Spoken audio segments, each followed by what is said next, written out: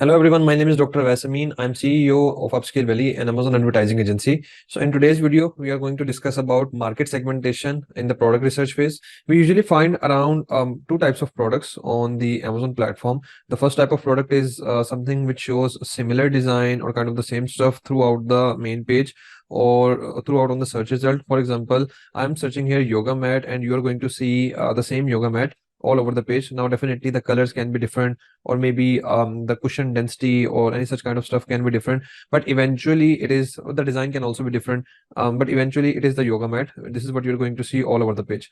Now here the thing is kind of straight. Definitely you need to explore about the customer personas who actually use yoga mat. There would be men, there would be women, so there are different customer personas behind that. And then again, there are different intents behind that. Why do people use that for yoga? Some may have different purposes, like yoga mat in the gym or maybe yoga mat at home. So there can be different intent. So you can pick up something which has the highest depth. Like let's say you check out through the search terms, through brand analytics data, through the keywords, by analyzing those which are branding more towards women as compared to men. So you check out that those have more depth. So you figure out or you read out blogs, you check out trends and you see all different stuff, and you realize that the major customer persona is woman as compared to men. For example, women are 70%, men are 30%. And then you realize that the intent is majorly for usage of yoga mat at home instead of gym. So you know for which intent and for which persona you need to optimize the product. But there is another scenario. Let's discuss the second example, which is stress ball. Here, once you finalize that the niche or the product has potential, the next question, because all the designs are not same, so you can't jump simply like into the stuff that okay, all the stress balls are same. We need to figure out the persona and the intent behind it, and we need to start optimizing for that. You have another layer of question in between these two questions, like the first one of finalizing the product, if it has depth or not, and the second step in which you are planning to do some improvements, do some quality improvement or such kind of stuff. There is an in between layer in such kind of products where there are multiple designs, and that layer is of selecting the design, selecting the market segment. Now when all the product, when we were discussing about yoga mat, when all the designs are same, so your decision would be, should I go with black color or maybe with purple color? Should I go with this length or that length? So that is more likely a tweak in the same design. Should I go with 5 colors first? What should be the length of that, and all that kind of stuff. But in case of the other products like stress balls, which have multiple designs for the same keyword, you have a big question here, which design to select first and then to proceed with that. So that is something which you need to do. If you are not clear with this part, then I have seen multiple times that a product is viable, a product has good potential to get success, but then people select the most pathetic design out of all the available designs in the product, and that lead them to failure. So two guys may have selected the same product like stress ball, but one may have gone with this design and other may have gone with this design because the first design was super easy to rank, he is making money, but the second design is pathetic, so it's not making money, the second guy. So here the layer which comes in between two decision is the decision of design selection. Now the first element of design selection is whatever you have done in the same design products, you're going to repeat that here. What are the different customer personas? What are the different intents behind that? Now in such kind of products which have multiple designs, this concept is kind of more clear and more obvious. For example, if you scroll down here and you study a bit about the stress balls, this kind of stress ball is for the hand therapy for the hand therapy exercises, like the guy has mentioned here. Okay, so this kind of stress ball is color changing, so it is more for adults, it's more for toys. Then again, if you go down further, this is a squishy stress ball, so this is for kids. And then again, for this one, the motivation stress ball, this is for office workers or those who get into stress. So the persona behind it, it's pretty obvious. Or maybe in the case of shampoo, the intent behind the product is pretty obvious. Someone want to buy shampoo to get rid of dandruff, someone want to buy shampoo to strong their hair, someone has some issue with their scalp, so they buy the shampoo. So the intent or the persona in those kind of products which have different multiple designs is pretty obvious. Now the question here, or the topic which we are going to discuss in today's video, is how we can statistically take the decision that which design should I proceed with. So here is the you can say the market segmentation sheet as well, or you can say the product design selection sheet as well, where we do some simple stats run here, so we can get an idea statistically which design has more depth, which design is less comparative, which design would be better to proceed with, because you are checking out helium 10 X-ray data on a whole basis. So what we are doing here is basically we are taking a step downwards, and we are having a more granular picture, and we are checking out the same helium 10 kind of data on the design basis.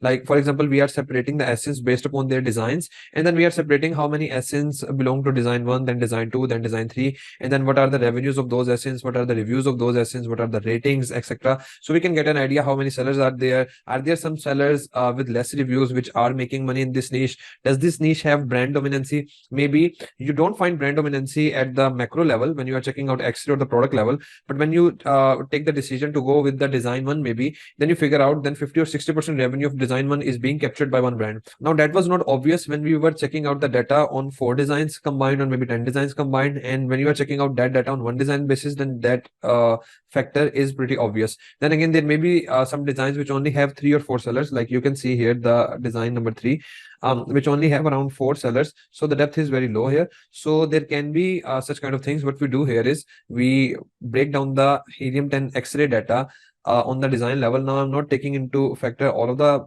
elements. We are just adding the seller SIN, the price, revenue, reviews, rating, and their BSR, so we can get a good idea.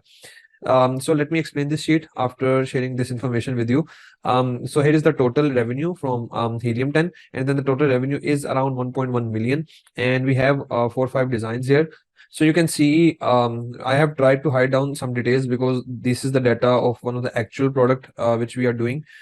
So this is the first design is of bamboo material, the other design is of foam, the third design is of steel material, and the fourth is of plastic. So you can see there are already 4 different designs, and the intent behind these is different. So let's see how many total sellers are there in this design 1, and there are around 17 sellers, and the total revenue depth they are making is around 360,000 US dollars. The total market share is decent. Now we are checking out, there are some high review sellers who are making around 200,000. So you can say out of 360,000, 200,000 is being made by one single seller. So you can see the element of dominancy here. Around 40 or 50%, or I would say more than 50% is being made by one seller, which is obvious here. But then again, if you go down, 1, 2, 3, 4, 5, these 5 sellers are making some money, but after that, sellers even with high reviews like 900 and 800, those sellers are making very less money here. But if you see this design, this is kind of you can say a well spread design here. Now the price point is low as compared to this one. This one has $40-50 price, this one has $20 to $30 price, but then again the revenue distribution is more even. Here you can see, if I try to run some data here, let's see, 210, 499 divided by 362, 166. So you can see around 58% of the whole revenue is being made by this seller. So you can have an idea that this design does have a dominancy, but then again, some other sellers are also making money, and there is this third design, then there is the second design. So we take a look at the more granular level to take the decision, like more insightful decision, which design has more depth, which design has more sellers with less reviews and our more than our target revenue. For example, the revenue should be 10,000 or more than that on reviews near to 400, 500. So we can see some example here, but we can also see some decent example here, and that example is more obvious, like 100 and 150 and then 140. These guys are making money, and then with 82 reviews. Another thing is, sometimes in such kind of products where there are multiple designs, there are some design specific keywords as well. So let's say if there are some design specific keywords specific to one design, now for those keywords only these sellers are going to compete against each other on those particular design 1 specific keywords. For example, bamboo, maybe yoga mat or something like that. Now on those keywords, the design 2, 3, 4 cannot compete. So that is a search volume which is specifically immune to, or which is specific to the design 1 only. So let's say when you finalize, for example, design 1, let's say you decide that you are going to proceed with design 1, then in that case you should exclude design 2, 3, 4 specific keywords from your total estimated search volume, because that is not the search volume which you are going to get ranked on. So in those kind of products which are multiple designs, you are either going to get ranked on your design specific keywords or the main product level keywords. For example, you are not going to get ranked on squishy stress ball if you have selected the other kind of stress ball. So let's say you have selected hand therapy stress ball, so you're going to aim for the hand therapy stress balls, and then for the main keywords like stress ball for adults, for kids, etc., such kind of thing. So this is another insight which you get an actual idea about your search volume.